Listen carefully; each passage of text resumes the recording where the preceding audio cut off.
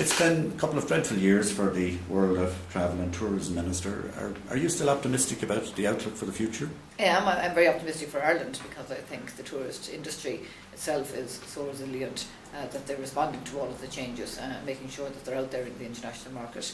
I'm very confident because we can look and see how we did grow right up until 2008, and it really has been external factors that have impacted perhaps most on us. When you look at this year and you see the bad weather at the beginning of the year and you see the sterling exchange rates, the dollar exchange rates, and then the volcano on top of all of that. Sure. But yet the industry has responded well to it, and I think government has responded well. I think when you put those two things together, government commitment and the industry, and the two working together, I believe we can be optimistic about it. Sure, but even allowing for that, of course, visitor numbers will be down, and probably down significantly again this year. Do you feel, you had some good things to say when the June CSO statistics came out, do you feel we're near the bottom or near a turning point? When you look at our two big markets, which would be Great Britain and the United States, there's no doubt that we're certainly seeing at least a stabilisation in those figures. Yeah. The British market remains our single most important market, and the fact that it's only just down, I think, about 3% now in those last figures is certainly a lot more encouraging. When you look at the same period of the previous year, we're down over 20%. That's right.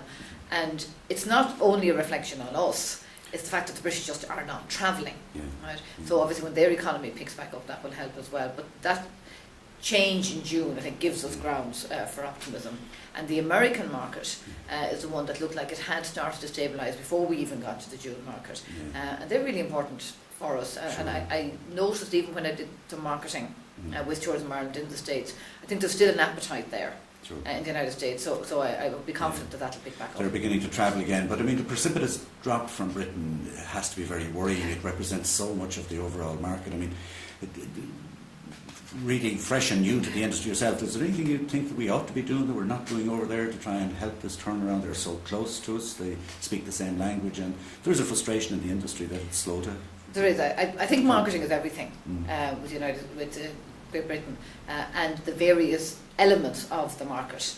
I think perhaps we might have concentrated a lot on the kind of family friends in the past, but there's a huge market there for that younger market, the weekend, the city breaks particularly, Indeed, and the activity market. They're all on the move all of the time, and particularly I have to say amused and gratified to hear the British Prime-Minister David Cameron give his major speech on tourism, actually drawing attention to the fact that Ireland was getting a much higher ranking worldwide for our natural beauty, which you couldn't understand. Right? But we understand it, we know why, but I think we're also getting that message across better. And that's why maintaining the marketing budget for me would be a major priority. That's terrific. Good news to hear that you are fighting indeed to retain it, because that's so critical to the whole sector. You've just announced the appointment of a tourism renewal implementation group, which you're chairing yourself, which is unusual for a minister, but a welcome departure. People in the industry are delighted that you've taken it on. What do you expect to come from this group? The report, the Rising Group that came out last year, was a really very focused report because it looked at the short-term effects and the short-term measures that had to be taken to deal with the tourism crisis, really, the medium and the long term. Now, we've been working on the short-term survival ones over the last year, particularly in terms of the marketing budget, the investment in the capital infrastructure, and in fairness, the industry has responded very well as well. But I think now the time is right for this key group to work with all of the elements of the industry and outside of the industry as well, and sort of in the private business sector outside of tourism, and to drive forward the recommendations. I've chosen to chair it myself because I believe it's hugely important. Tourism remains, I believe, our single most important indigenous industry in this country. So as Minister responsible for it, I believe I should kind of drive it. Terrific. Well, I look forward to working with you on that. In fact, much has been made of the urgent necessity to restore national competitiveness. Now, the industry would claim that they've actually gone a long way towards achieving that, but are still concerned about some of the business costs that hit them, public sector charges, local authority charges rather. Have you any assurance that you can give that the government really are committed to restoring national competitiveness to make us all more valuable? Yeah, there are a number of major national policies that impact on all of us and on everything we do. The stabilisation of the country's finances is absolutely critical. Bridging that gap, leading into budget, that affects the tourism industry. The stabilisation of the banks and again making sure that credit is flowing. That's part of our key policies. And then reintroducing and maintaining competitiveness in the economy. And yes, you're right, the tourism industry has responded very well, better value than ever before. And in fairness, they have led the way, I think, on this. But there are still serious issues out there that we have been trying to address.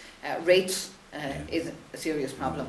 And I know that the local authorities review group and the report of that has gone to the Minister for the Environment, he's working on that immediately, and I have drawn his attention to the fact that I believe that the hotels particularly are carrying a non-due burden, and I've asked them to see can we address that as a matter of urgency, and I'm due to sit down with them fairly shortly on that. The whole credit review area, the tourism industry has been included in that, that's important. The banks lending money, AIB have indicated that they're going to fight for the Bank of Scotland customers, and again they have been important in the tourism industry.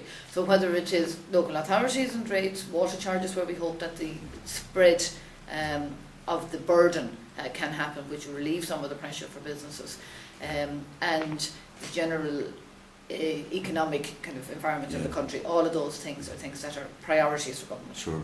Well, that will be welcome news, certainly from the hotel sector. We're very stretched, and credit availability for the coming winter is a real concern, but good to hear that you're addressing that with the urgency that you say. And finally, Minister, last week the CSO said that they wouldn't be producing the overseas monthly travel results on a monthly basis anymore, that would be down to a quarterly. That's very disappointing for the industry because those stats are so critically urgent for the planning process. Is there any joy for us on that you might be able to help us with? Yeah, I think the CSO are probably finding difficulty in having the manpower to actually collate the information. And in any job, in any industry, you have to have kind of evidence-based research and information that you can actually plan, you can actually work on. It's all very well working on anecdotal stories, and Dublin Tourism tell me, for example, that this has been a very good summer, and that occupancy has been up, and there's no doubt looking around the streets, you know, I think the marketing for Dublin as a destination, the domestic, all of that has had an impact. And the tourist numbers coming back in. I'm not sure when we can get back to a situation of when we can have it monthly, but I'll certainly work with the CSO to see, even when they do bring out the quarterly figures, how much information will they actually be able to include in it, which will enable us to plan and to market. Okay, well, thank you, Minister, for that. Thank you for all the work that you're doing for us. You got a great welcome by the industry, as you know, when you joined us, and that welcome is still as warm as ever it was then. So we appreciate all you're doing for us, and keep up the good work. Well, it's been a tremendous welcome. It's also been a tremendous summer, because I've taken the opportunity to visit all sorts of places and to meet groups who are actively involved in the industry on the ground, and whether it is the smallest B&B or the largest attraction. They're all very, very committed to the industry, and I look forward to continuing to work with them. Great, thank you, Minister.